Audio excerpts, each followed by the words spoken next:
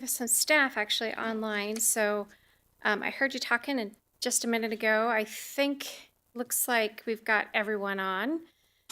We have staff up in the Tahoe area who had to call in to do reports. We actually, before I get started here, I just want to mention we normally hold up or stand up a Tahoe convenience location for this meeting. But we do have a Tahoe office closure today due to the snow. And so we do not have a convenience location. So I'm going to turn real quick to Hannah just to kind of touch on that. Yes, so because the Tahoe location is a convenience location only and not an alternative meeting location, the meeting today can go forward because of the office closure due to the storm. Okay. Okay, great. And just to confirm, we do have Tahoe staff that were able to call in and provide a report on, there is one Tahoe item, so I'll just touch on that real quick. So real quick, my name is Crystal Jacobson. I'm going to be the hearing officer for today's hearing. I am going to start this meeting by providing some information about participation in the hearing process. So this Planning Commission hearing room here is open to in-person attendance only. I do want to advise you that today's hearing is also being recorded and will be available on the county's website under the Zoning Administrator Parcel Review Committee agenda on that webpage. In-person public comment will be offered during the meeting for every item, and then we will also have an opportunity to provide comment on items that are not on the agenda. So when providing public comment, please come to the podium, state your name for the record, and begin your comments, and you'll have 3 minutes to provide comment. So just a little bit more information on how this is going to work. So for each item on the agenda, I will ask staff for their presentation. Staff sits over here to my left.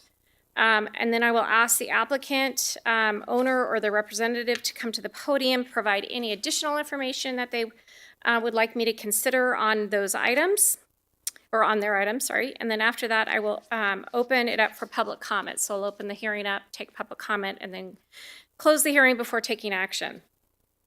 So before we begin reviewing the items listed on the agenda, I wanted to first open the floor up to public comment on matters that are not included on today's agenda.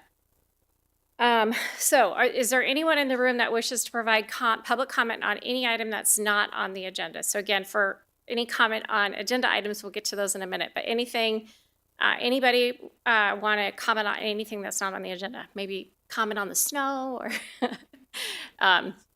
lovely snow, I know.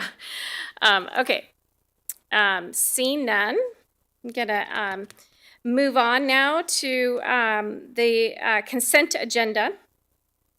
So the first items that we're going to cover are the consent items. These are items 8 through 10 on the agenda.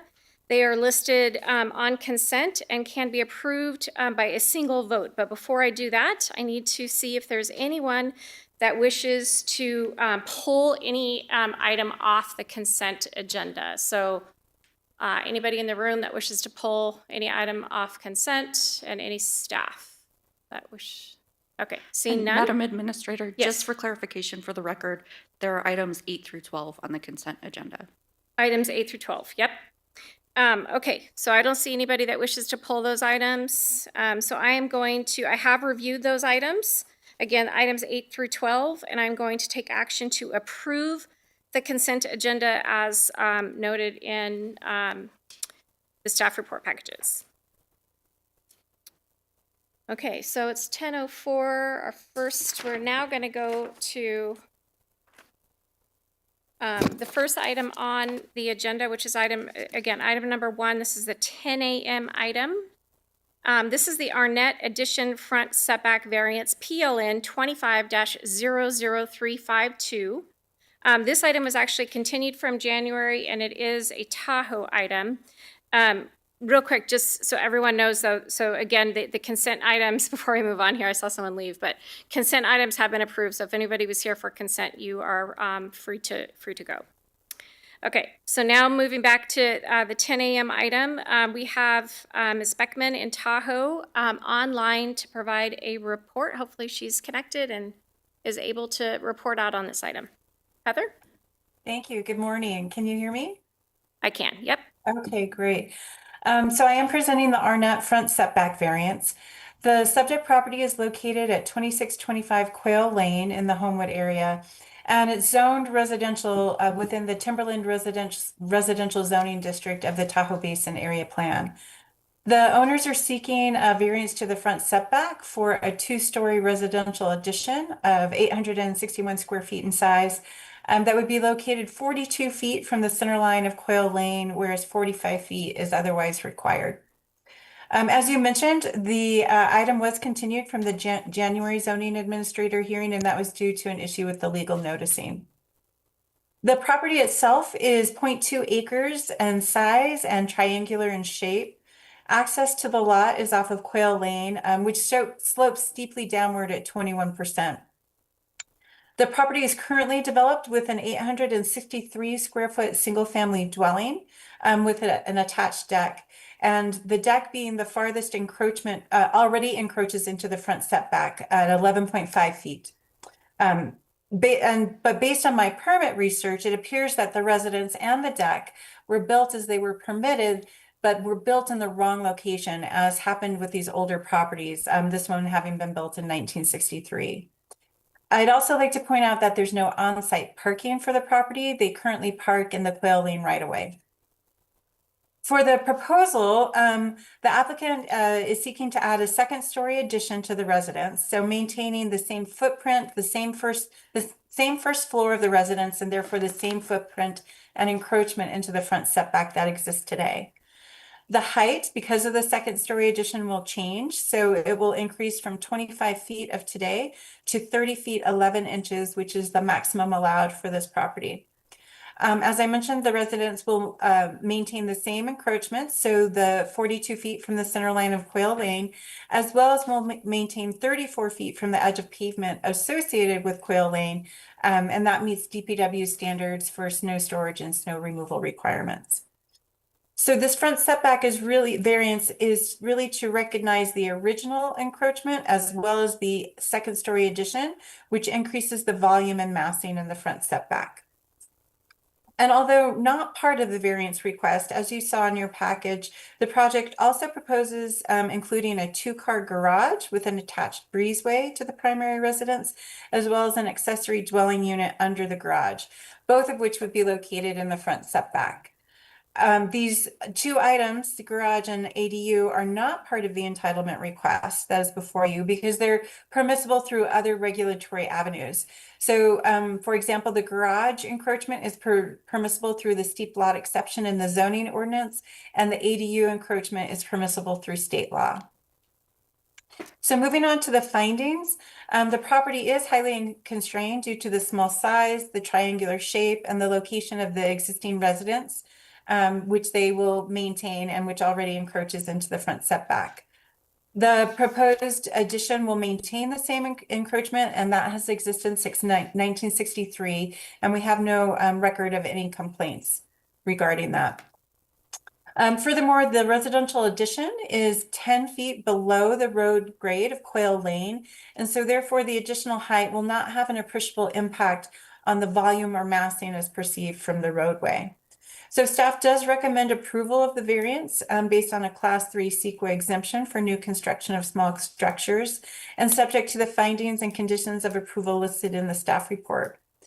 I also want to point out that earlier this morning, I forwarded an email from my applicant. As you mentioned, with the closure of the offices in the Tahoe convenience location, they're not able to attend. But they did indicate in that email that they've read the staff report and conditions of approval and have no objections. And other than that, I've received no public comment on the project. Okay, great, thank you. Yeah, and I haven't seen anything come through except for that as well, so thank you for that. I'm going to go ahead and turn to other staff to see if they have anything to add. And I think I'll start with, do we have engineering and surveying? I think I saw them. I think there they, yeah. Monica? This is Monica Gromenos with Engineering and Surveying. Good morning. Good morning. Engineering and Surveying has no additional comments other than what was provided with the staff report. Okay, great. Thank you very much. And turning to environmental health, they're here in the room. Anything to add on this item? Good morning, Ms. Jacobson. Nothing to add for environmental health. Okay, thank you. Okay, so we did hear from the applicant that they've read the package and the conditions of approval that are proposed. This is a public hearing, though, so I'm gonna open it up and see if there's anybody in the public that wishes to provide comment on this item. Okay, seeing none. I am going to take action. First, just note, I've seen the site and agree with staff's analysis on this one. It's a really small lot, highly constrained. And so because of that, I am going to first determine that the project is categorically exempt from the California Environmental Quality Act. And then I'm going to take action to approve the variance PLN 25-00352, and that is based upon the findings that are included in the staff report for the variance, and then subject to the conditions of approval that are also included in the staff report package. And because we did not receive any correspondence or public comment on this, the only person that has the right to appeal is the applicant. So what that means is that I can waive the appeal period, and I'm going to do that. And so, Ms. Beckman, if you have a chance and can relay that back to the applicant, that would be great. They are good to go start their project. So thank you, staff, for being here, and good luck with all the snow up there. Thank you. Okay, I'm going to, hold on one second here. With that, I'm going to move on to our next item. What time are we at here? I don't see the time. Oh, we're good. Okay, it's 10:12. I'm gonna, oh, thank you very much. We're gonna move on to item number 2 on the agenda, which is our 10:05 item. This is the NS variance, PLN 25-00390.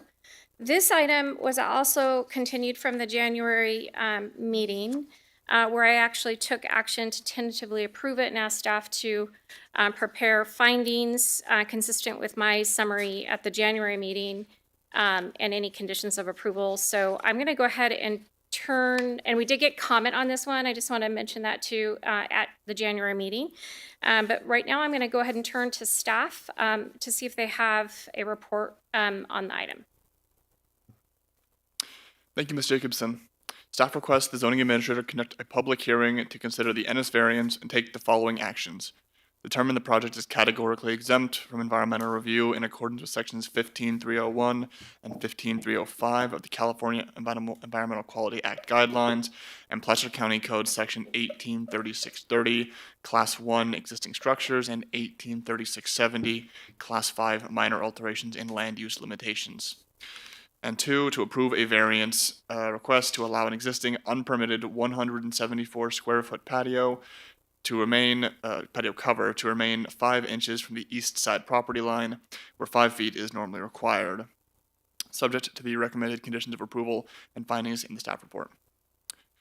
So the subject property is approximately 0.17 acres, located at 8232 Sino Avenue, in the unincorporated Granite Bay area. The parcel and its surrounding areas are zoned residential single family. The subject parcel and surrounding area are all developed with detached single-family structures and small residential outbuildings. The parcel was the subject of a code enforcement complaint and subsequent investigation. The property owner was issued a notice of violation on September 22nd, 2025, identifying that the patio cover or trellis did not comply with setbacks and did not have a building permit for construction. The property owner was instructed to submit for a building permit by October 23rd, and the variance application was received on November 10th of last year. The applicant stated to planning staff that the structure had been present for over 2 decades and has not been harmful to the community. Conversations with the applicant and the property owner revealed that the trellis had been on site for years prior to the current property owner taking ownership, and review of historic aerial photographs appear to show the trellis being constructed in place in its current form since at least 2009. Aerial photos reviewed prior to this date are less clear but appear to show a trellis or similar structure in some form in the location dating back to as far as 1999. Photos prior to that date are not legible. The project was previously heard at the January 22nd, 2026 zoning administrator's hearing. At this hearing, the county staff presented a recommendation for denial on the grounds that staff was unable to make the necessary findings to support the variance request. The applicant and property owner spoke in favor of the variance, and one member of the public also spoke in favor of the variance at the hearing. The zoning administrator took action then to continue the item and directed staff to return with findings in support of the proposal. The site itself is small and contains a rear lawn, mature trees, the patio, its cover, and a small garden. The patio is currently covered by the trellis, which is partially within the side setback. The trellis stands approximately 8 feet tall, just taller than the privacy fence that stands on the border of the property. Staff received 11 pieces of public correspondence from members of the public prior to the January 11th, the January hearing date. No further public correspondence has been received since. In reviewing the materials presented in the variance application and the physical attributes of the project site, including limited building space and the development of the community, staff has determined that the findings required to grant the variance can be made and does support the requested setback variance. Based on the analysis contained in the staff report, staff recommends that the zoning administrator take the following actions.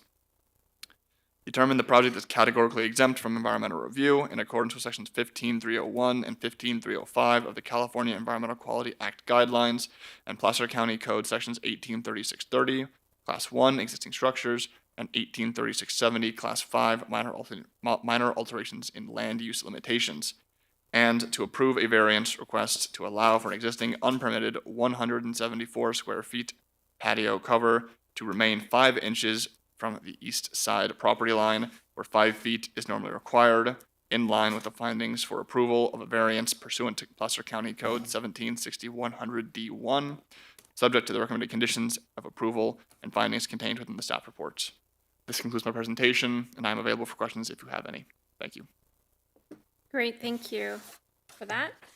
I'm going to go ahead and turn to environmental health to see if they have anything further. No comments on this project. Okay, thank you. And engineering and surveying? No additional comments as well. Great, thank you. Okay, I am going to go ahead and open up the public hearing to see if the owner, applicant, or representative wants to come to the podium, state your name for the record, and anything additional. You don't have to at this point. We did hear from you in January, but if you'd like to provide any additional comment.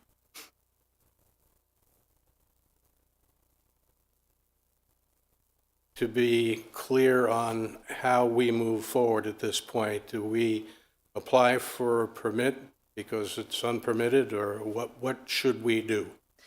Yeah, and I think there's some conditions of approval that have been provided by the staff. So have you provided the conditions of approval to the?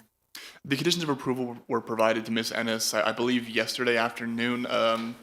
Regarding the question on next steps, a building permit would be the next step.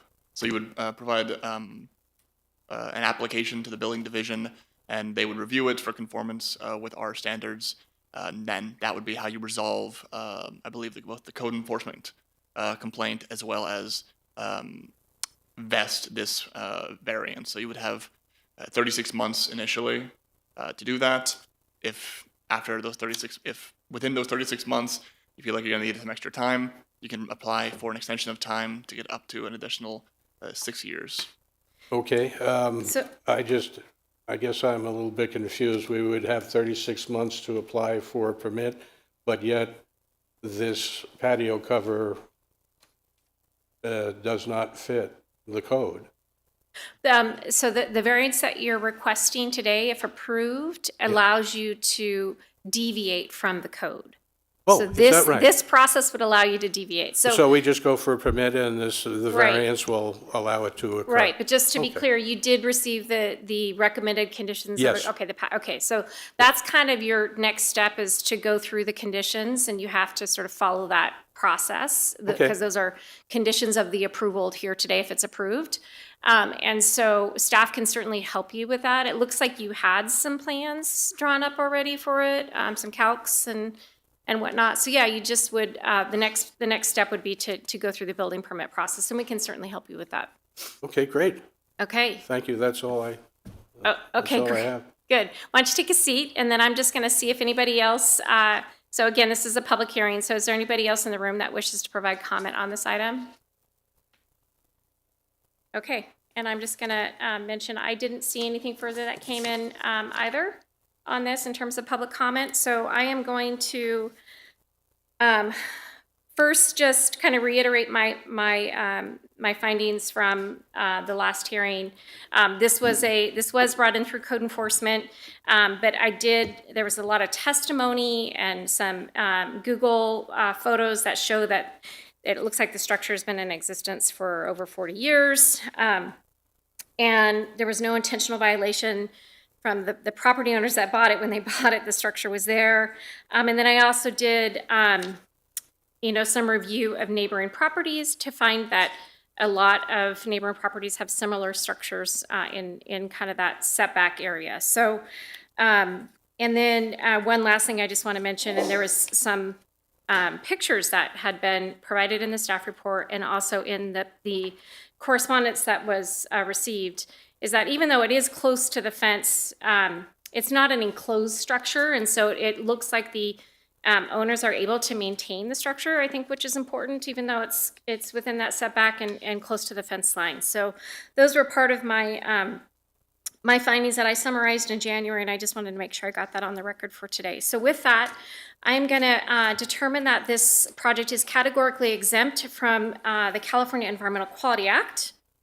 And I'm also going to take action to approve the variance, PLN 25-00390, and that's based upon the findings that I mentioned here today, as well as the findings that have been summarized in staff's report package, and subject to the conditions of approval that are included in staff's report as well. Because we did have folks that spoke, even though they spoke in support, we did receive public comment, and so there is an appeal period. So there's a 10-day appeal period before my decision becomes final.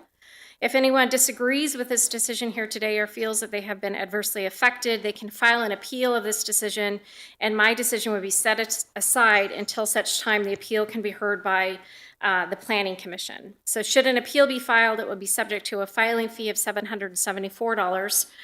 So with that said, you can't go in for the building permit just yet. You got to wait until that appeal period ends, and then you can be in touch with Jared, and he can kind of help you get through the building permit process. So that concludes this item. Thank you so much for being here.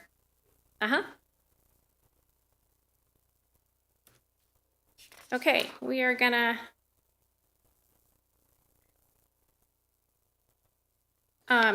move. That concludes item number 2. We are going to move on to item number 3 on the agenda, which is the Volcan minor use permit and design review modification. This is PLN 25-00212. And I didn't see any comment on this, but I'm going to go ahead and just turn it over to staff for a report on the item. Thank you, Ms. Jacobson. Staff requests the zoning administrator conduct a public hearing and consider the Vulcan minor use permit and design review modification and take the following actions. Determine the mitigated negative declaration is adequate to satisfy the requirements of the California Environmental Quality Act and adopt the mitigated negative declaration and mitigation monitoring and reporting program based on the findings contained in the staff report. Approve a minor use permit type A modification to modernize an existing hot mix asphalt plant to include 3 76-foot tall storage silos where the height limit is normally 50 feet per Placer County Code Section 175420 D4B, height limits and exceptions, subject to the recommended conditions of approval, and approve a modification to the approved design site agreement to modernize an existing hot mix asphalt plant to include 3 76-foot tall storage silos where the height limit is normally 50 feet. So the subject property is located at and accessed from 9800 Dell Road in the unincorporated Roseville area. The parcel is 4.71 acres and is zoned industrial, combining use permit, combining design scenic corridor, and surrounded by similarly sized industrial uses and adjacent parcels under the same zoning designation.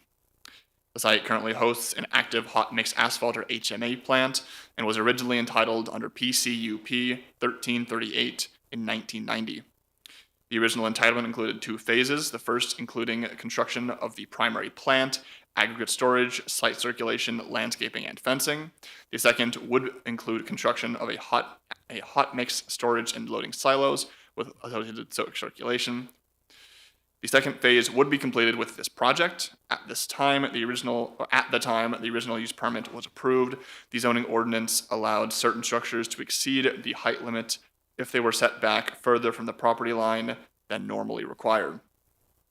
This is no longer within our zoning ordinance for these kinds of projects, so it couldn't be attributed to this request. A design site agreement for the first phase of the project was approved shortly after approval of the original use permit. In 2010, PCPM 201-00150 was approved to combine the original use permit with an adjacent use permit to fold this adjacent recycled asphalt plant, or RAP facility, and HMA plant into one facility under a common use permit. A modification to the design site agreement was subsequently approved to update the DSA to include the RAP facility. The facility currently operates under these permits today. The site itself is entirely converted to a disturbed industrial use with 10-foot wide landscape areas on the north and west side of the site. The proposed project is allowed in the industrial use district subject to approval of a MUP and DSA modification and in compliance with the project conditions of approval. Staff identified the MUP modification as the appropriate entitlement as the original project was heard before and approved by the zoning administrator, and if applied for today, would require an MUP type A, which is within the original jurisdiction of the zoning administrator. The addition of the silos will not cause the project to require additional staff on site once the structures are operational, and therefore do not require additional and dedicated parking spaces. The project meets all development standards for the industrial zone district except for the building height. The project has applied for a modification to their existing use permit under zoning ordinance section 1754-24B to request the silos be allowed at a height greater than the maximum set by the development standards for the industrial zone district. The staff reviewed two proposals, including a 76-foot tall proposal and a 91-foot tall proposal. As part of the entitlement review, staff reviewed photo simulations and a visual impact analysis supplied by the applicant. Public views surrounding the proposal are limited to surrounding roads. After reviewing the visual impact analysis, staff determined that the 76-foot tall proposal was the most appropriate, as the silos would match the height of the existing structure on site. Based on the visual simulations prepared by SEPSI Consulting, the silos installed would be viewable from PFE Road, somewhat viewable from Roseville Road, and not viewable from Antelope Road. Notably, PFE Road has a posted speed limit of 45 miles per hour, and the high speed of traffic on PFE Road and the lack of destinations where one might stop would reduce the potential impact on drivers along PFE Road. The Dry Creek West Placer Community Plan has been adopted to provide supplemental goals and policies, in part to guide development of the Dry Creek community, which the project is within. One such goal is Design Goal 12, which states large, bulky, and unscreened structures shall be discouraged, particularly if they are visible from the road. The proposal is consistent with this goal, as the proposal seeks to match the existing structure of the existing structural height and would be minimally viewable from adjacent roads. The proposal would also locate the silos well within the existing industrial sites, consistent with the community plan policy. The project has received a revised authority to construct permit from the Air District for the adjusted daily, quarterly, and yearly production values that would come alongside the silos.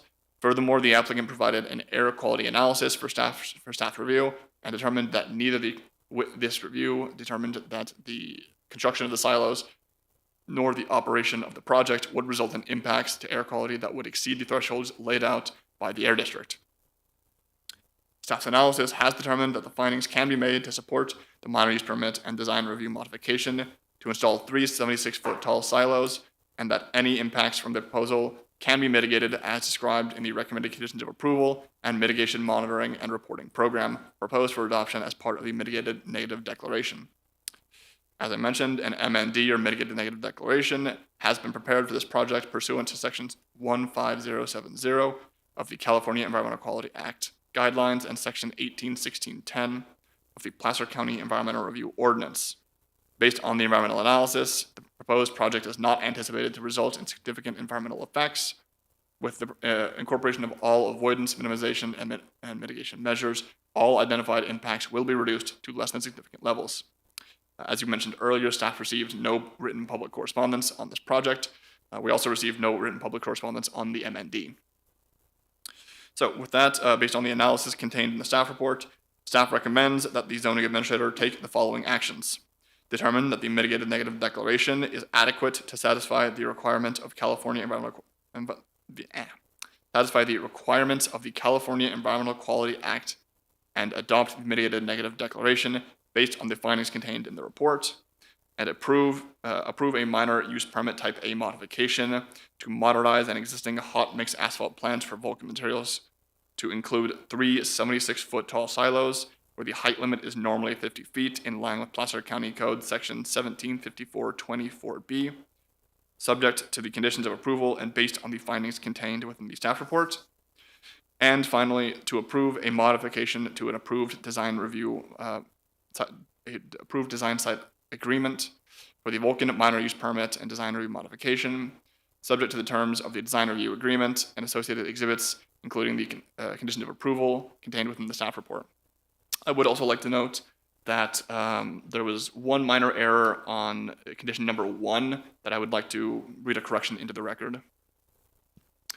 So in condition 1, where the APN number is stated, that APN number should instead read the following: 474-120-032-000, semicolon, 474-120-033-000, and semicolon, 474-120-028-000. That would align it with the assessor's parcel numbers noted on the top of the conditions of approval and included in the staff reports. This concludes my presentation, and I'm available for any questions you may have. Thank you. Okay, thank you. So just a couple questions, I think, before I move on to environmental health. So one question about just the overall project description and intensification of the use. It looks like there's a reduction really of the finished production, but just an increase in daily. So it's just it's not a substantial increase in intensity is what I'm gathering from. Correct. Okay. And then the other is just related to the mitigated negative declaration that was prepared. I just want it for the record, just clear up. On page 5 of the staff report, it says that the comment period ended on June 13th, 2025. But when I read the M&D, the comment period in the M&D says January 9th, 2026. So do you want to just clear that up for me? Please give me one moment to double check that. Okay. Maybe while you're doing that, I'm going to turn over to environmental health and see if they have anything to add to the record. Environmental health supports staff's recommendation, subject to our conditions listed in the staff report. Okay, great, thank you. And engineering and surveying, anything to add? Thank you, Ms. Jacobson. Engineering and surveying supports staff's recommendation with the conditions listed in the staff report. Okay, great. So back to the mitigated negative declaration, so that's attachment F. Looking at that, it looks like it says the comment period closed on January 9th, 2026. I just want to, and it looks like there were no comments that were submitted as part of that comment review period for the M&D. Yes, I just double checked. That is correct. January Okay. 9th, 2026 was Okay. the date that the just- MND public review period closed. Okay, just wanted to make sure I had that in the record, so thank you for that. Okay, so I'm going to now turn to the owner, applicant, or representative, if they're in the room, to come to the podium, state your name for the record, and I'll just ask if you have anything else to add to the. Good morning. Good My morning. name's Terry Marshall, and I represent Vulcan, and I have nothing else to add. Okay, and you've got a Did a great copy. job. Great, and you've got a copy of the staff report package, Yes. and okay. No questions on the conditions? Nope, no Okay, questions. Agree with it okay. all. Great, thank you very much. Okay, so this is a public hearing, so I'm going to open the hearing and see if there's anyone in the room that wishes to provide comment on this item. Okay. And again, I didn't receive any written comments that came in as well. So with that, I do think that, reviewing the package and the site, and I do think it's consistent with the surrounding uses and areas, area. And so I am going to take action to first determine that the mitigated negative declaration state clearinghouse number 2025-120495 is adequate to satisfy the requirements of the California Environmental Quality Act. And I'm going to adopt the mitigated negative declaration and the mitigation monitoring and reporting program based upon the findings contained in the staff report. I'm also going to take action to approve the minor use permit type A modification. As noted in the staff report, that is based upon the findings contained in the staff report and subject to the conditions of approval included in the staff report and as amended today for condition of approval number 1, I believe it was. And so as it was read into the record for that modification, my approval is to modify that condition of approval number 1. And then I'm also going to take action to approve a modification to an approved design site review agreement as listed in the staff report. That's again based upon the findings contained in staff's report and in the staff report package, and also subject to the recommended conditions of approval as modified here today, the change to condition of approval number 1. So that concludes my action. I did want to mention, since we did not have any public comment on this item, I can waive the appeal period. So the only person that has the right to appeal is the applicant. So the appeal period has been waived, and you are free to go forward and implement the project. So thanks for being here.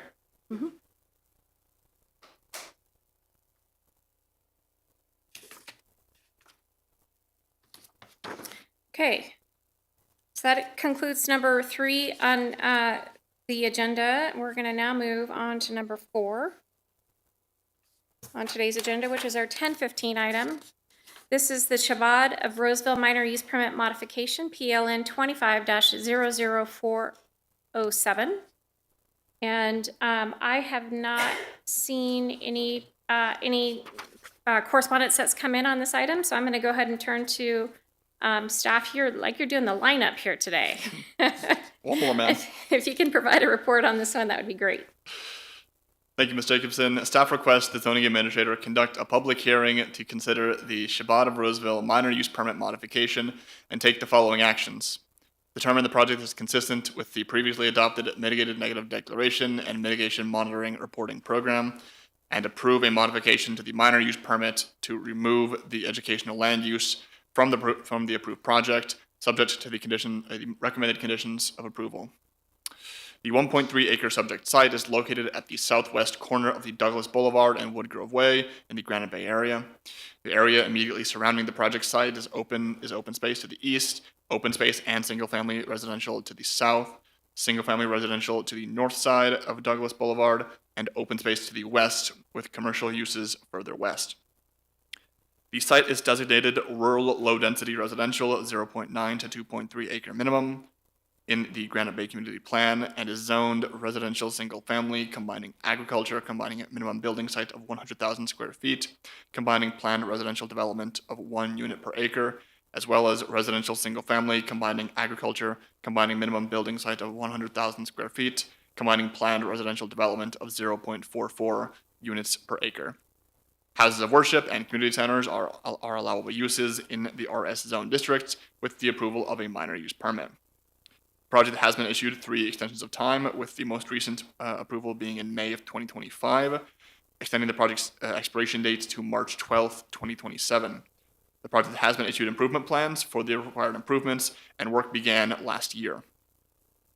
The proposed project is a modification to an approved minor use permit to remove the educational land use from the approved project. Modifications to approved projects are regulated by Placer County Code Section 1758-180, which notes in part that modifications involving features of the project that were specifically addressed or were a basis for conditions of approval for the project, or that were a specific consideration by the granting authority in the approval of the permit, require approval by the granting authority. The approved educational land use was the basis for several conditions of approval, describing and imposing limits on the educational land use, and therefore cannot be approved by the planning director and shall only be approved by the granting authority pursuant to a new permit application. The granting authority for a minor use permit is the zoning administrator, as established in section 1758-120 of the zoning ordinance. The approved project is consistent with the zoning, and no changes are proposed that would result in zoning inconsistency. A design site agreement was approved with the original application. The proposal does not include any physical changes to the site plan or design of the structure.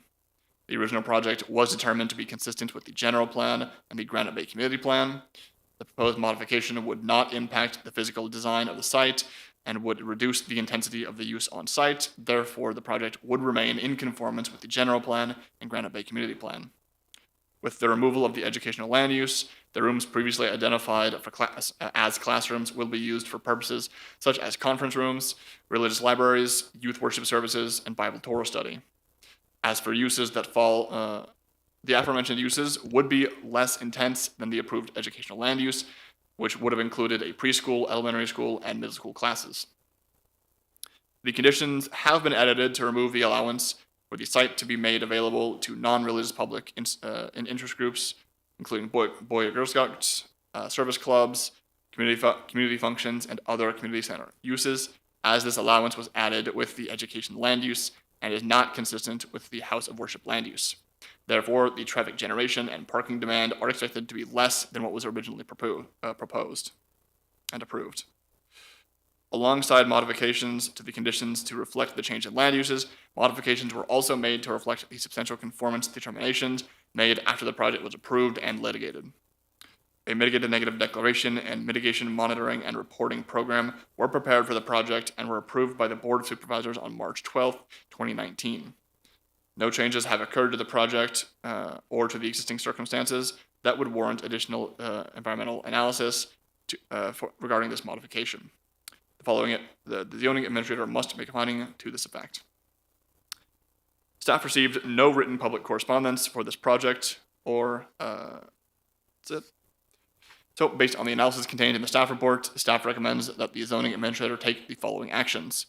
Determine the project is consistent with the previously adopted mitigated negative declaration and mitigation monitoring and reporting program, and to approve a modification to the approved minor use permit to remove the educational land use from the project in accordance with Placer County Code section 1758-180, changes to an approved project, subject to the conditions of approval and based on the findings contained within the staff report. I'm available for any questions you may have. Great, thank you. I don't think I have any questions at this time. I think I understand the request. And I didn't, on this one, you didn't receive any public comment on this? I haven't Correct. seen anything. Okay. Okay, I'm going to move on to environmental health to see if they have anything to add to the record. No comments on this one. Great, thank you. And engineering and surveying, anything further to add? Thank you, Ms. Jacobson. Engineering and surveying supports staff's recommendation with the conditions listed in the staff report. Okay, great, thank you. I'm going to go ahead and turn it over to the applicant, representative, or owner if they are here. Hi there. Why don't you come up to the podium, state your name for the record? Great. My name is Paul McNofsky. I'm the Chabad of Roseville representative, and I'm here to answer any questions, but it seems like there's none, but I'm still here. Great, So, thanks for yeah, being let here. me know. And you've seen the staff report package Yes. with the modified conditions? Okay. Yep, everything's Gucci. Okay, so it sounds like you're just kind of changed practice a little bit on that site? Yeah, Okay. yeah, we moved the school. We got another site, so we no longer need to do educational stuff here. Okay, gotcha. Great. Well, thank you for being Cool. here Thank you. today. Okay, this is a public hearing, so I'm going to open the hearing and see if there's anyone else here that wishes to provide comment on this item. Okay. Seeing none, I'm going to close the public hearing, and I'm going to first take action to determine that this project is consistent with the previously adopted mitigated negative declaration and mitigation monitoring reporting program that was prepared for this project. That's State Clearinghouse number 201809253. And then I'm also going to take action to approve the modification to the minor use permit to remove the educational land use from the project in accordance with Placer County Code. And that action is based upon the findings contained in the staff report and subject to the modified conditions of approval that are included in the staff report package as well. Because we did not receive any public comment on this item in writing or here today, we can waive the appeal period. So the only person that would have the right to appeal would be the applicant. So you're free to go to continue implementing your project. So thank you for being here. That includes item number 4 on the agenda. We're going to move on now to item number 5.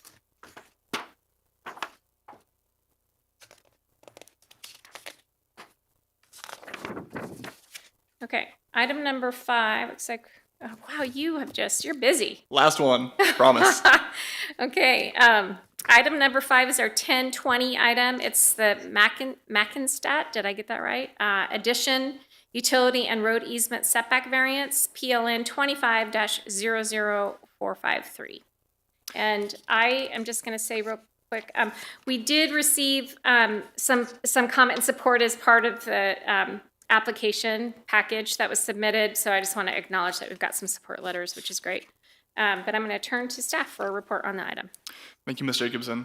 Staff requests the zoning administrator conduct a public hearing and consider the Mackenstadt addition utility and road easement setback variance and take the following actions. Determine the project is categorically exempt from environmental review in accordance with sections 15303 and 15305 of the California Environmental Quality Act guidelines and Placer County Code sections 183650, class 3 new construction or conversion of small structures, and 183670, class 5 minor alterations in land use limitations, and approve a variance to allow for the construction of a 3,047 square foot addition 8 feet and 1 inch from a 50-foot utility and road easement where a 50-foot setback is normally required, in accordance with Placer County Code section 1760-100, subject to the recommended conditions of approval. The subject property is located at 6505 New Bath Road in the unincorporated Forest Hill area and comprises approximately 10.9 acres and is currently zoned residential forest, combining planned residential development of 0.22 dwelling units per acre and residential forest, combining minimum parcel size of 4.6 acres. The site is accessed via a driveway and turnaround extending off New Bath Road, as shown on the site plans. New Bath Road currently runs through a road and utility easement which extends 25 feet off the west side property line. The proposed project is a variance to allow for construction of a 3,047 square foot addition to a single family home to allow this extension to be placed up to 8 feet 1 inch from the edge of easement where a 50-foot setback is normally required.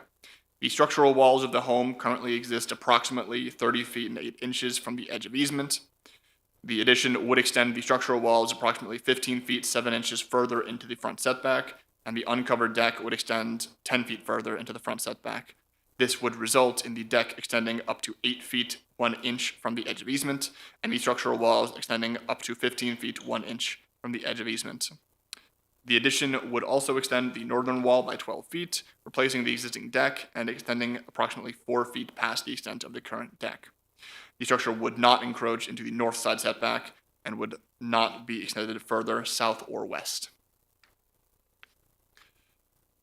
Residential uses are an allowed use within the residential forest zone district.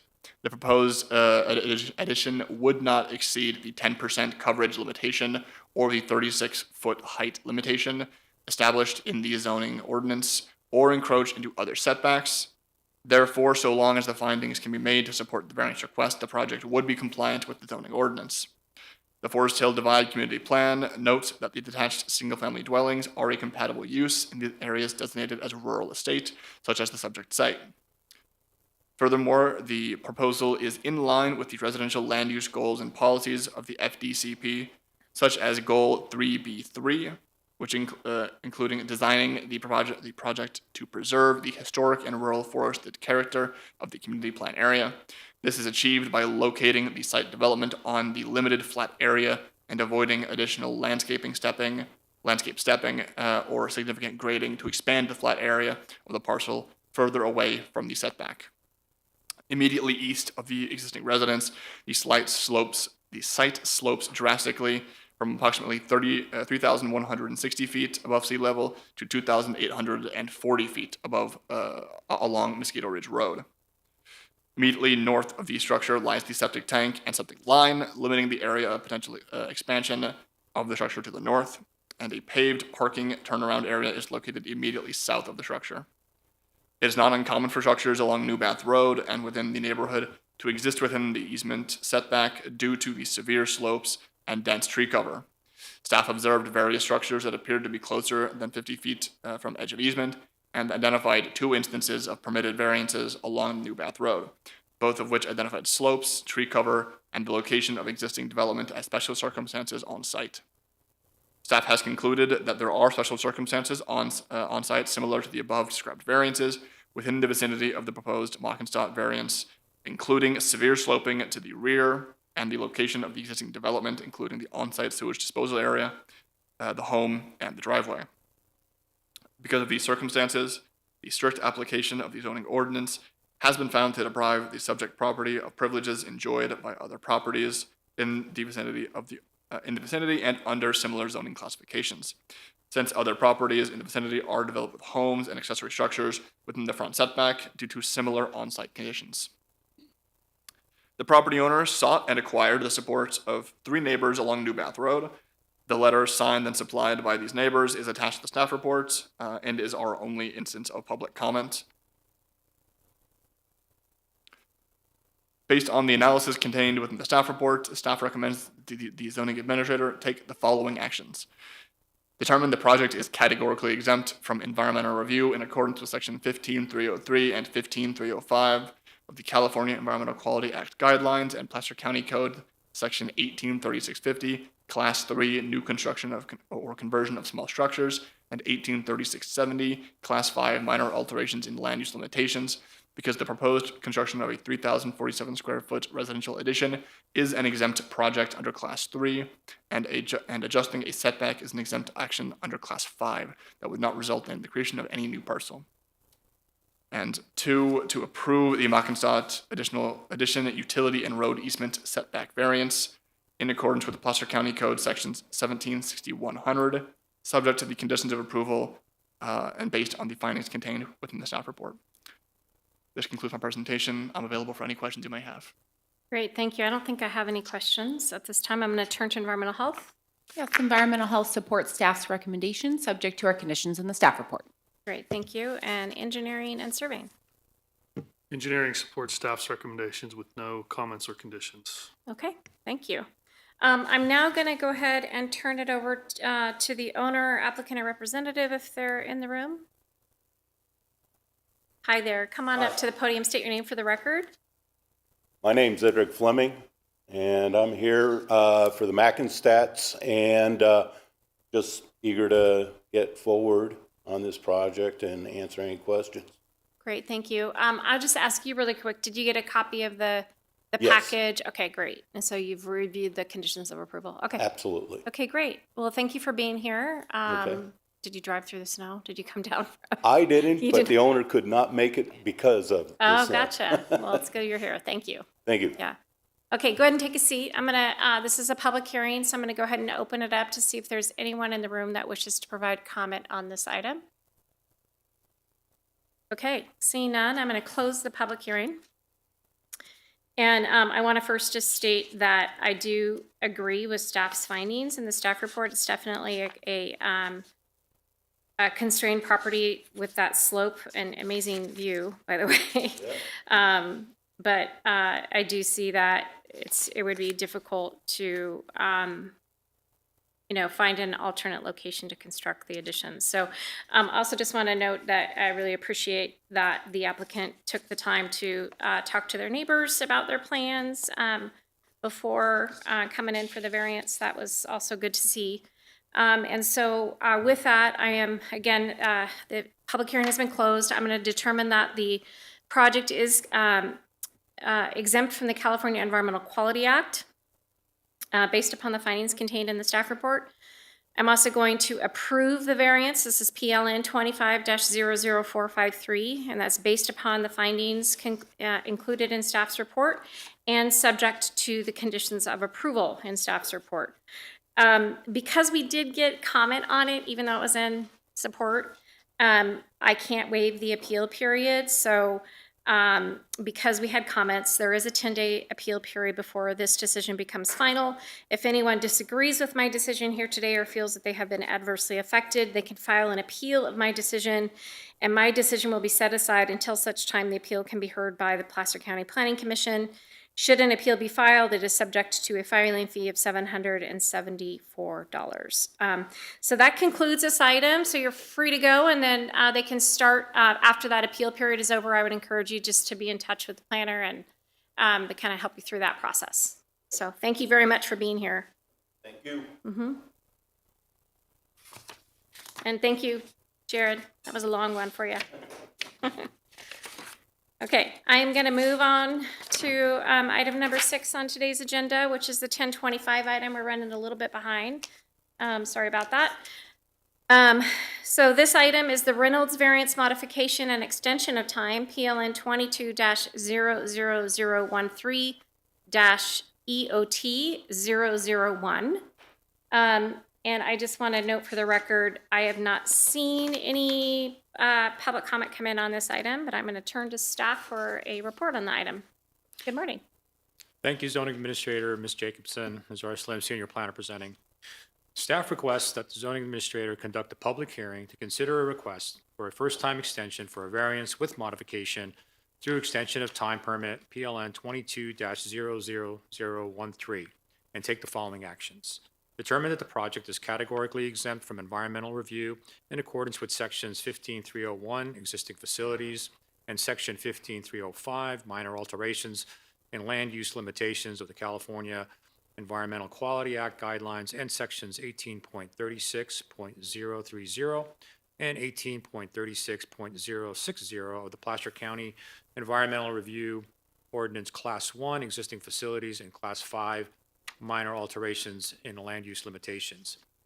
B, approve a 2-year extension of time, extending the expiration date from December 15th, 2025 to December 15th, 2027 to allow an addition to an existing residence to be located 20 feet from the southern edge of easement where a front setback of 50 feet from edge of easement is required.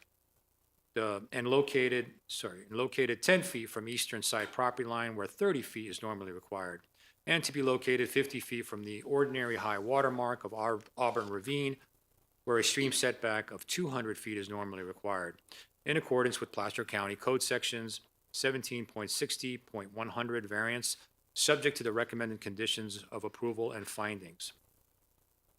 C, lastly, approve a modification to the previously approved variance to allow for an increase in size of the addition from 1,190 square feet to 1,540 square feet, and to eliminate a request to allow a 1,200 square foot garage to be located 50 feet from the ordinary high water mark of Auburn Ravine, where a setback of 200 feet is required, in accordance with Placer County Code Section 17.60.100 variance, subject to the recommended conditions of approval and findings.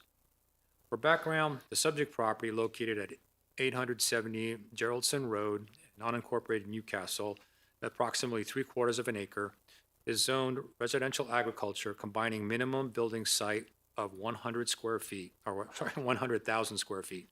Surrounding adjacent parcels are under the same zoning designation and range in size from 0.4 acres to 3 acres.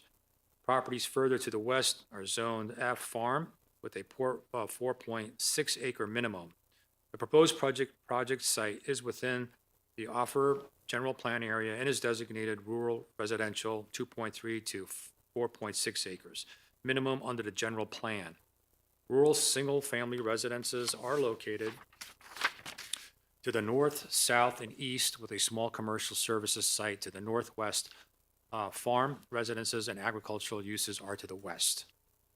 On December 15, 2022, the zoning administrator took action to approve a variance to allow for an approximately 1,190 square foot addition to be constructed 20 feet from the southern front edge of easement where 50 feet from EOE is required, 10 feet from the eastern side property line where 30 feet is required, and 50 feet from the ordinary high water mark of Auburn Ravine where 200 feet is required. Also to allow for an approximately 1,200 square foot detached garage to be constructed 50 feet from the ordinary high water mark of Auburn Ravine where a setback of 200 feet is required. Since that approval, the owner/applicant has applied for the required permit applications, but it's had some challenges regarding budget and design considerations, which pushed the completion of the permit process beyond the expiration date. As a result, they are no longer building the originally requested 1,200 square foot garage. Further, they have redesigned the floor plan, and the original 1,190 square foot addition has increased to 1,540 square feet. However, the expansion has been reconfigured so that the majority of the additional 350 square feet is outside the side setback. Due to the change of scope of work, there is a modification to the original conditions of approval. Specifically, condition 1 will be changed to include the current proposed square footage of 1,540 square feet for the proposed addition instead of the originally proposed 1,190 square feet, and removing the construction of the 1,200 square foot detached garage initially proposed to be 50 feet from the ordinary high water mark of Auburn Ravine where 200 feet is required, as well as recognizing the proposed updated expiration date. For analysis, the proposed project is requested, or the proposed project is a request for the first-time extension to allow a previously approved variance for an addition to an existing residence to be located further within the required setback as noted in the opening request section of this presentation. The request also includes a modification to the original request by increasing the subject addition from the previous 1,190 square feet to 1,540 square feet, and eliminating the request for the 1,200 square foot garage entirely. In considering the totality of the square footage that would encroach into the required setbacks, the current modification proposal is approximately 850 square feet less impactful than the original approved variance. Further, the applicant has been diligent in pursuing implementation of the project. The applicant submitted an application and a plan set for building permit. Building permit is actually BLD 25.06446, as stated in the staff report, on September 29th, 2025, but has had some design and funding issues that prolong project completion. Therefore, they are requesting additional time to complete the building permit process. Recommendation from staff is based on the analysis contained in the staff report.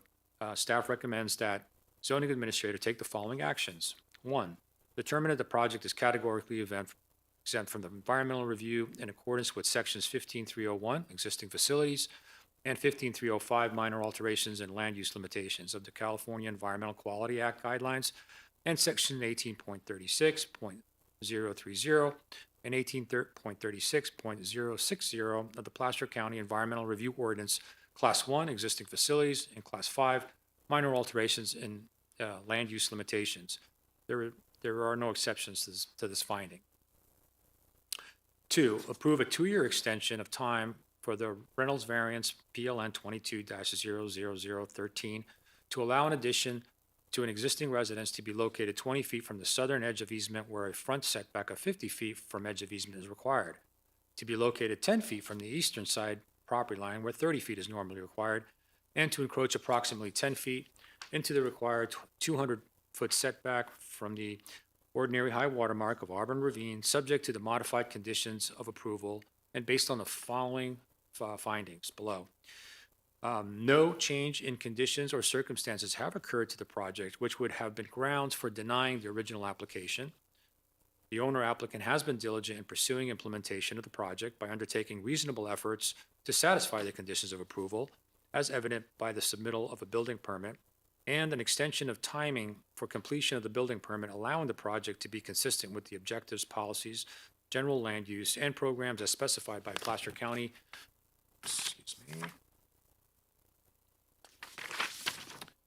General plan, and will not have a detrimental, will not be detrimental to the orderly development of the county or to the general public health, safety, or welfare.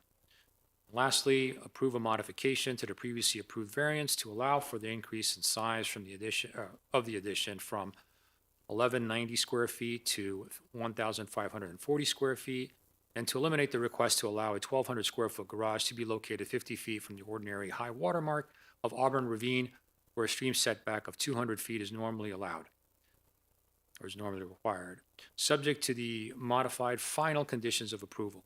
This concludes my presentation. I am available to answer questions. Great, thank you. I don't think I have any questions at this time. I'm going to go ahead and turn to environmental health. No comments. Okay, and engineering and surveying, anything to add to the record? Engineering and surveying supports staff's recommendations with no comments or conditions. Okay, thank you. Okay, I'm going to go ahead and at this time turn to the owner, applicant, or representative to see if they're here. Are they in the room? Hi there. Why don't you come to the podium and state your name for the record? Timothy Reynolds. Good morning. How Good are you? morning. I just want to make sure you got a copy of the staff report package, conditions of approval. Yes. No concerns or questions? No concerns and no Okay. questions. Okay, great. Thank you. You can sit Thank down. you. Okay, this is a public hearing, so I'm going to open the hearing and see if there's anyone else in the room that wishes to provide comment on this item. Okay, and seeing none. I am going to, I agree with staff's analysis on this one. And I am going to take action first to determine that the project is exempt from the California Environmental Quality Act based upon the findings contained in staff's report. And then I'm going to approve a 2-year extension of time, which would extend the expiration date from December 15th, 2025 to December 15th, 2027. And that is also based upon the findings contained in the staff report and then subject to the recommended conditions of approval contained in the staff's report package. And then I'm also going to take action to approve a modification to the variance, and that is also based upon the findings contained in staff's report and then based upon the, or subject to, sorry, the conditions of approval contained in the report package. And because we did not receive any public comment, we can waive the appeal period. So the only person that would have the right to appeal would be the applicant. And so that appeal period has been waived, and you are good to go and get started on your modification. So good luck to you, and thanks for being here. Thank you, staff. Okay, I am gonna go ahead and turn to item number 7 on the agenda. We got a staff shift going on here. So item number 7 is our 10:30 item. This is the, is it Michelle? Michael? Michelle?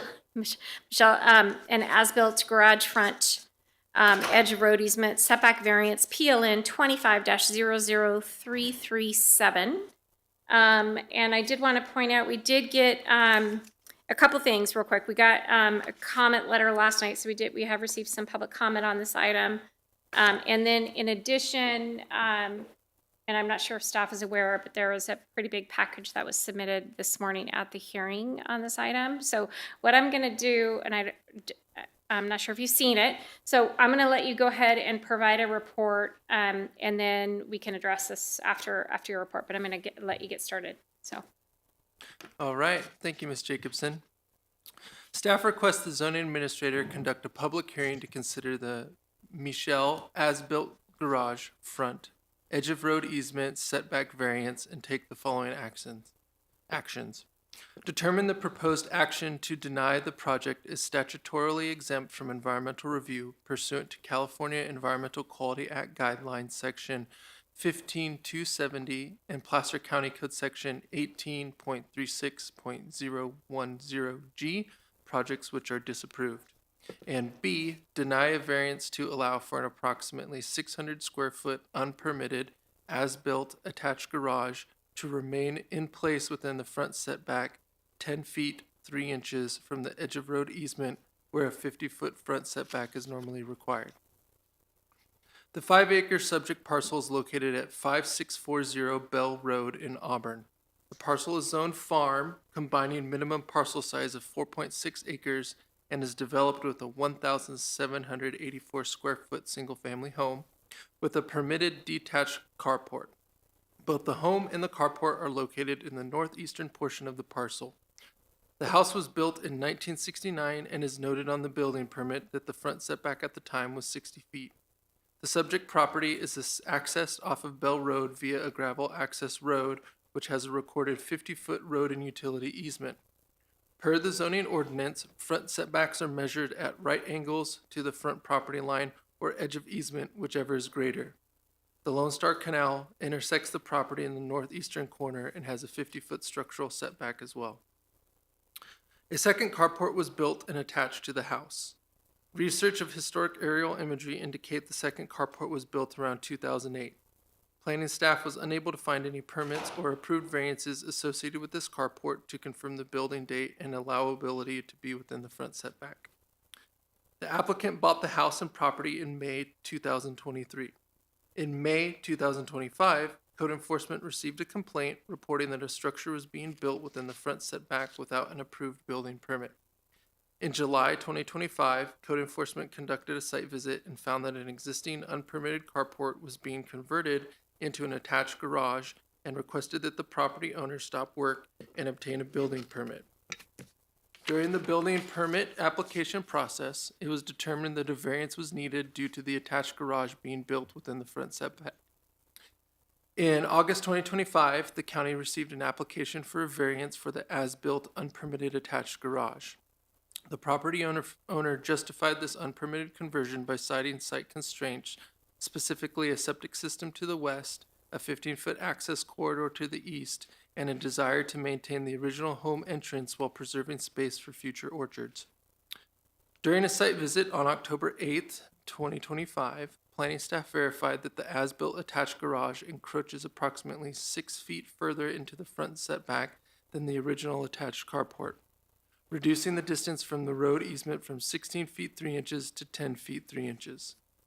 Staff analyzed the subject property and has concluded that there is not sufficient evidence to meet 3 of the 6 required criteria to recommend approval of the variance. 1. Staff found that the subject property lacks special circumstances, specifically size, shape, and topography required for a variance. The 5-acre parcel is over the 4.6-acre minimum, so it's not constrained by its size. It's not unusually shaped, and there are several undeveloped, relatively flat areas suitable for an enclosed garage that could comply with the setback standards of the parcel's zoning. Space exists elsewhere on the parcel to accommodate an attached or detached garage. A survey of the surrounding parcels, which are all under the same FBX 4.6-acre minimum zoning district, found that all these properties are in compliance with setback standards for the zoning district. 2. Granting this variance request would constitute a special privilege inconsistent with the limitations placed upon other properties in the vicinity and in the same zone district. Staff researched the surrounding properties and found that none of the properties have accessory structures that are encroaching within the setbacks. And 3. The variance is not the minimum departure from the front setback standards for the zone district necessary to grant relief. The as-built garage encroaches 39 feet 9 inches into the 50-foot front setback, which does not represent the minimum departure necessary for relief. One public comment was received on February 18th from a neighbor noting that they are not opposed to the requested variance but wanted to address the location of the front property line. Staff contacted the neighbor and discussed information she provided and noted that while her surveyed property line may be different than what is on the site plan, it does not change the front setback since it is measured from edge of road easement, whichever is greater. Moving on to recommendation. Based on the analysis contained in the staff report, staff recommends that the zoning administrator take the following actions. Determine the proposed action to deny the project is statutorily exempt from the environmental review pursuant to California Environmental Quality Act Guidelines Section 15270 and Placer County Code Section 18.36.010G, projects which are disapproved. And 2, deny the Michelle as-built garage front edge of road easement setback variance PLN 25-00337 due to the proposed project not meeting 3 of the 6 criteria required for approval of a variance pursuant to Placer County Code Section 176100D1 as described in the staff report. This concludes my presentation, and I'm available to answer any questions, and the applicant is also here to address the zoning administrator. Thank you. Great, thank you. I don't think I have any questions at this time. I'm going to first turn to environmental health to see if they have anything to add to the record. Yes, we don't really have an objection to the location of this structure because it's within the 100-foot setback of their well, so that would not be usable sewage disposal area. However, I did have advisory comments for the applicant just because they have a lot of vineyards there, they're proposing more, and there is no approved septic repair area. So we just want to make sure we don't use all of that soil up and now have nowhere for replacement. Understood. Okay. Engineering surveying, do you have anything else to add for the record? No, engineering and surveying has nothing else to add. Thank you. Okay, thank you very much. I'm going to go ahead and turn it now to the property owner applicant. If they're here, come on up to the podium and state your name for the record. Good morning, Alan Mitchell. Very nervous, obviously, with all this. Obviously, it's not the first time you deal with this. It is the first time for me, though. I'd first like to acknowledge, I guess, that I have inflicted insult to injury by enclosing and extending a carport, which I eventually learned it was unpermitted. I would like to express my deep appreciation and patience and kindness, attentiveness, respectful service, and hopefully forgiveness received from many of you involved in this case. Since originally submitting my variance application rationale in attachment A on the packet I submitted this morning, I regret not being more thorough in my arguments and supporting elements, necessitating that I do this here and now. Without your informative perspectives, explanations of the permitting and variance application process, your encouraging guidance, and your expert analysis, this process would have been all the more challenging to me. It's a privilege and an honor to be a public servant, for which I think you received a recognition back in 2017. And yet a solemn responsibility to uphold people and property rights, privileges, and responsibilities also under the applicable laws and ordinances in each case. I'm going to try to not prolong this beyond perhaps everybody's desire to be here. But the next section basically, I have researched, and it's very neat that you guys now have all this code online, so I was able to read up on it the last four days pretty much. That's what I've been doing. Maybe I should have done that earlier, obviously, and that would have avoided all this. I just also like to mention that I did contact some of the neighbors. The front one, which was concerned about the property line, I do have surveys going back to when the house was built. Obviously, I was not aware of all this stuff until I actually got a complaint from a neighbor that was on the other side, actually, and his concern actually was that I was planting my orchard, and with the rain, I have a little pond, and then the water that was going to his pond down the line was getting dirty. So that was his main complaint originally. But then he saw that I had done some work on the garage, and he decided to report me to the code enforcement. I did not know that I needed a permit, but I should have done due diligence to obviously do that. I did speak to the front neighbor, I said, and also there's 3 more neighbors along the house, along that little road, service road that I have talked to. I had asked specifically, should ask them to write letters, and said, well, you can, but it's probably not going to make much of a difference. So I didn't bother, I guess, to ask for written statements, by the way. What I like to note is how in attachment,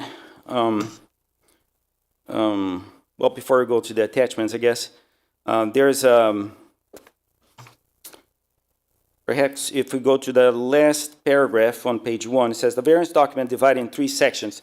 And this is, I'm referring to attachment B, if you turn to your page, okay? So this is, I think, one of the important arguments here.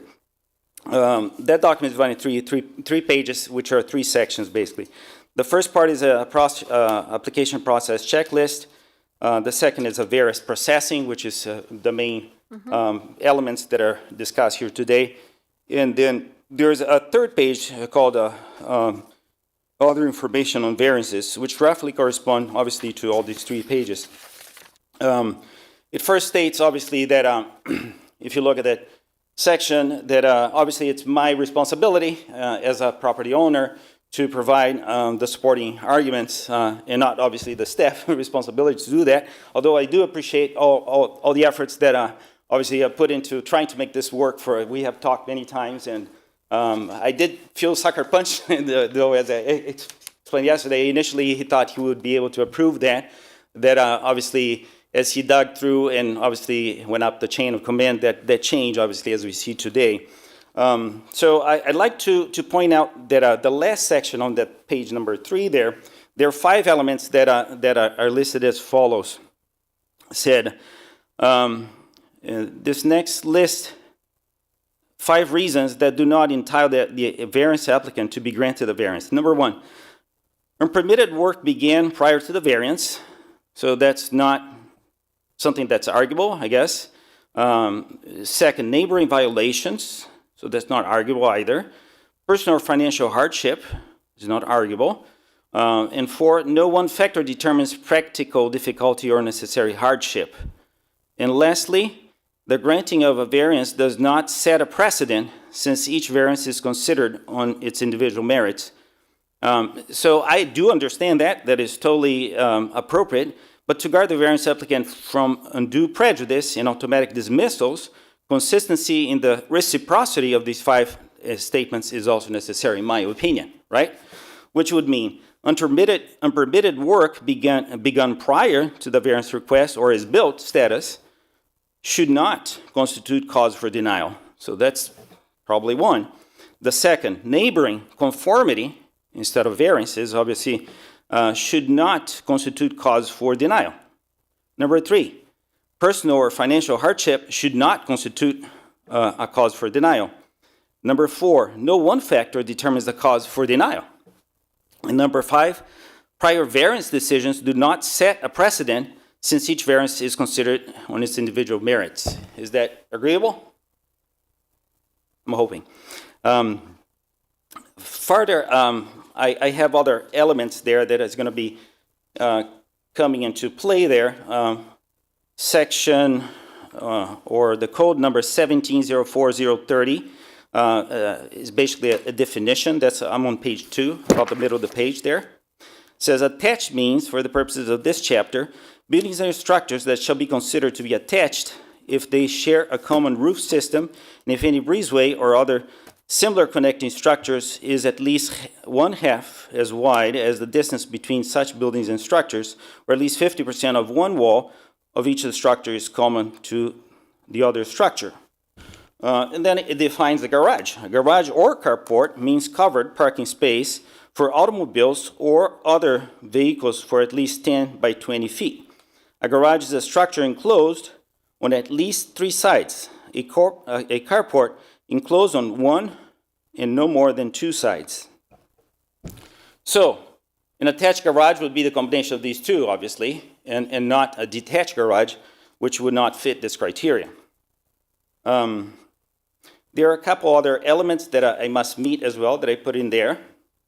And also, one that does not apply directly to this, and that's code number 1754140B3E, which says that the garage must be of sufficient size to accommodate 2 parking spaces of 8 by 20 feet each. And although, again, this does not apply to the subject property, it serves to provide a guidance to the minimum standard 2-car size garages to this county, from this county code's perspective.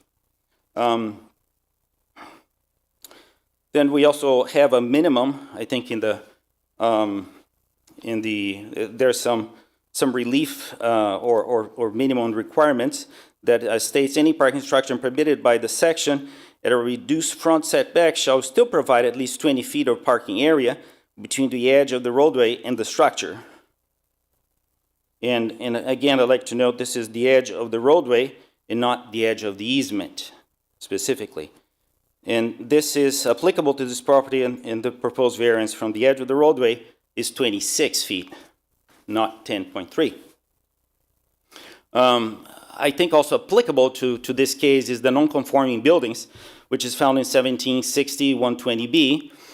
which states, changes to buildings, the enlargement, extensions, reconstruction, or structural alteration of a building that is non-conforming only as to height and setback regulations may be permitted if such conditions, additions, or improvements conform to all other applicable provisions of this chapter. And it states the other sections. And the exterior limits of the new construction do not encroach any further into the setback or the height limit than the comparable portions of the existing building, which obviously is why we're here. Otherwise, it would be a non-conforming carport, but I could obviously do that in my understanding of that. I don't know if I read this correctly, but that's how we understood and talked before applying for the variance. So I think what I'm going to do now, it's a lot. You did. It's a pretty big package, and I appreciate you going through with line by line. I think I'm going to allow you an opportunity at the end to come back and comment, but I think what I want to do now is open the public hearing and see if there's anyone in the room that wishes to provide comment. And then I'm going to have you come back up. I might have a couple questions for you. Okay. And then we'll see where we go from there. But it's a kind of a bigger package, and so I think what I want to do is allow the opportunity for folks in the room to provide comment, and then we can circle back. Sounds good. Okay, thank you. Okay, so with that, this is a public hearing. I'm going to open up the public hearing and see if there's anyone in the room that wishes to provide comment on this item, and if so, please come to the podium and state your name for the record. Okay. Come on back up. Okay, so I think what I want to ask a couple questions first. Sure.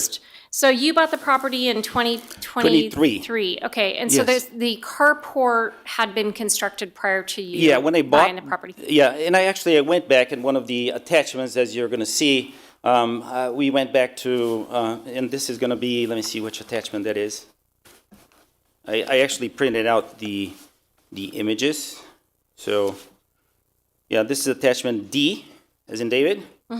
So you can look at the aerial images. The first one that I have is in 1985, and that's the farthest back that Google Earth goes into that. I couldn't find anything else, and that is totally illegible. So you cannot make, so it's pretty neat because this little tool allows you to actually measure and leave the mark there, so you know, and you can see at the bottom of the page there the actual coordinates. Yep. So it's very specific as to what you're measuring and the location that is. So you see the next page is in May 22, 1993.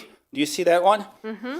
So if you see the measurement of the carport, you see that the carport was there already. Yep.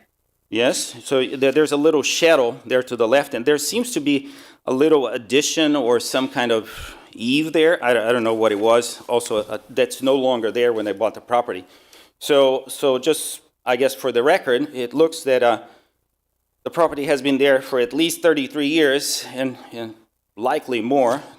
We just don't have the aerial images to support that. So real quick, when you purchased the house, was it disclosed to you that the carport had been constructed without a permit? No, that was not disclosed. I looked through some of the, and I actually later got all the actual, because these are very old, permits, so you don't have that easily accessible. A lot of the parcels in the newer ones, you can actually click on the permit and you can see all that permit. I saw a permit for a carport, and since the other one was more like a tractor kind of thing, that's where a tractor is stored, I assumed that the carport permit was for this front carport. So obviously I was all excited when I went to the building department to ask for the permit, and she said, oh, this is already permitted. But when we looked through the actual permit, it was for the other detached carport to the east of the property. Okay. And then, real quick, what is the reason for you, I mean, you did some substantial improvements to the carport. I did. You didn't come into our building department to see if there was a need for a permit on that?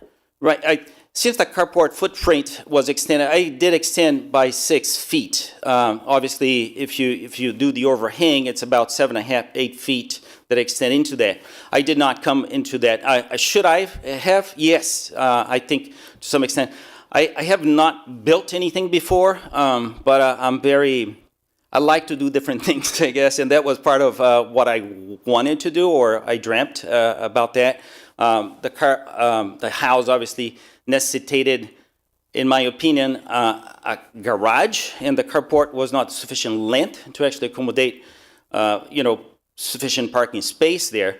Obviously, when you have a carport, then the butt of the car can stick out, and there's no problem, right? But if you have a garage, then you have to enclose it so you can close the garage door, right? So that was the main motivation for that. Obviously, I think sometimes we assume things wrong. Sometimes I think it's better to ask for forgiveness than for approval sometimes. You know how complicated that is. And since I never dealt with it, it seemed to be a bigger problem than I felt I wanted to deal with, in a sense. I didn't know whether it needed or not. I suspected it might, but I suspected it might not, since I was using pretty much the same footprint of the original carport. But obviously, I'm wrong, so that's why I'm here. Understood. Okay, I'm going to go ahead. Do you have anything else you want to add for the record before I close the public hearing? Oh, I do have, I think, the next items, if we go to the actual addressing the 3 points. Okay, Is that fair? I'll give you, some time. Okay. So the variance document in page 2, section D, states the following regarding action variance. So Administrator, let me skip that section there, since I know you want to get to this close. So let's go to the first item, okay? So the first item, or item A, states there are special circumstances applicable to the property, including size, shape, topography, location, or surroundings. And because of such circumstances, the strict application of the chapter would deprive the property of privileges enjoyed by other property in the vicinity under identical zoning classification. It's important to note that nowhere in this item description or where else in County Code 17, number 1, does it limit the special circumstances applicable to the property solely to physical characteristics of the terrain as opposed to physical property characteristics or circumstances such as boundary lines, easements, setback lines, or property development such as buildings in their respective features such as floor plan, orientation, location of windows and doors, or surrounding structures such as septic tanks, leach fields, wells, propane tanks, sheds, carports, whether permitted or not. Second, nor does it recognize or stipulate hierarchical importance of these special circumstances, such as size, shape, topography, location, or surroundings, as stated, as one being more compelling or important than another, or does it require a multiplicity of them to be present? So that's not stated there. Number 3, that is also not stated, it does not recognize or stipulate a hierarchical importance of the element as it relates to the strict application of this chapter as having primacy over another. 3, it does not stipulate hierarchical importance of property privileges enjoyed by other property or of the vicinity under identical zoning classification as having primacy over another either. And 4th, it does allow special circumstances such as to supersede the strict application of the chapter so as not to deprive the property of the privileges enjoyed by other property in the vicinity under identical zoning classifications. The privilege requested is not any parking structure but an attached garage. And a definition I couldn't find was an enclosed vehicle storage structure built directly onto a house sharing at least one common wall, foundation, roof line, and give the reasons for that, why people do that. It's also important to note that if you go to, as I argued, obviously, there are several garages there, and that you can look at the, this would be attachment E. Those are the surrounding properties, okay? So all of them in the 4 cardinal points have attached garages, okay? So this is a privilege that's enjoyed by all these surrounding property areas. And I included some county records for the ones that I could see the actual permits for those. And the size is equivalent to what this one is. Okay. I don't know if you want to hear me anymore, Yeah, or no, are you I done? think I'm going to go ahead and close the public hearing. I'm going to ask you to take a seat, but thank you very Okay. much for your input there. I think what I'm going to do, it is a lot of information that you provided, and I appreciate that. It's a little hard for me to make a decision today, having this right in front of me, being sort of submitted right in front of me here this morning. I'd like to kind of read through it, I think, a little bit more, and I think probably staff does too. So what I'm going to do is go ahead and take action to continue the item. We're going to continue it to our March date, and I don't have that date. I'm going to look to you ladies to see if you have, do you know what the March date is?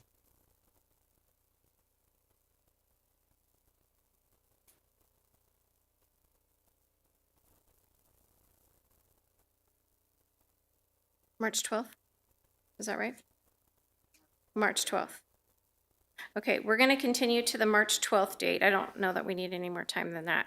And really, real quick, let me just note, it's not uncommon when new information is provided at the last minute like this for us to want to take a pause just to read through it. So I do think it's important to do that before considering an action on the item. So I am going to continue it to that March 12th zoning administrator hearing date. It will be at 10 o'clock or any time thereafter. So it could be at 10, it could be at 10:10 kind of thing, but it will happen at 10 o'clock or any time thereafter. And so that concludes item number 7 for today. Again, it's been continued to the March 12th zoning administrator date. So thanks, staff, for being here, and thank you for being here. We'll see you in March. Yep. Okay. With that, that actually concludes, that's the last item on our agenda. So that concludes the February 19th, 2026 Zoning Administrator and Parcel Review Committee hearing. Thanks everyone for being here.